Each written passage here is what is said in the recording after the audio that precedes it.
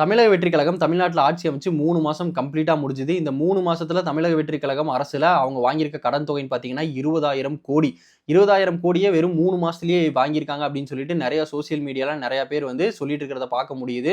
கொஞ்சம் இது அதிகமான கடன் தான். இன்னி எப்படி இவங்க அடுத்த கட்டம் போக போறாங்க அப்படிங்கிறத பொறுத்திருந்து பார்ப்போம். இந்த 20,000 கோடி கடனை எதுக்காக தமிழக அரசு வாங்கியிருக்காங்க அப்படின்னு பார்த்தீங்கன்னா நலத்திட்ட உதவிகளை இம்ப்ளிமெண்ட் பண்றதுக்காகவும் மற்றும் புதிய திட்டங்களை செயல்படுத்துறதுக்காகவும் வாங்கியிருக்காங்க. அது இந்தியன் எக்கனாமி டேட்டா படி கிட்டத்தட்ட பாத்தீங்கன்னா இந்தியாவில் 4 புதிய முதலமைச்சர்கள் பதவியேற்றிருக்காங்க. அதுல முக்கியமான 3 முதலமைச்சர்கள் பாத்தீங்கன்னா கர்நாடகா டி.கே. சிவகுமார், கேரளால சதீசன் அவர்கள், தமிழ்நாட்டில் விஜய் அவர்கள். 3 மாசத்துல தமிழ்நாடு முதலமைச்சர் விஜய் அவர்களுடைய கவர்மெண்ட்ல தான் கிட்டத்தட்ட முதலீடுகள் ரொம்ப கம்மியா இருக்குது. தமிழ்நாட்டுடைய எக்கனாமிக்கல் ரொம்ப சரிவடைஞ்சிருக்குது அப்படிங்கிறதையும் சொல்றாங்க. பிவிஎஸ் ஆட்சியில இருக்கிற முதலீட்டையும் இந்த ஆட்சியில் இருக்கக்கூடிய 3 மாசம் முதலீட்டையும் கம்பேர் பண்ணி பார்க்கும்போது இல்ல தமிழ்நாடு தான் 77% முதலீட்டுல சரிவை பின்னோக்கி சந்திச்சிருக்குது அப்படிங்கிறதையும் இந்த டேட்டால சொல்லியிருக்காங்க.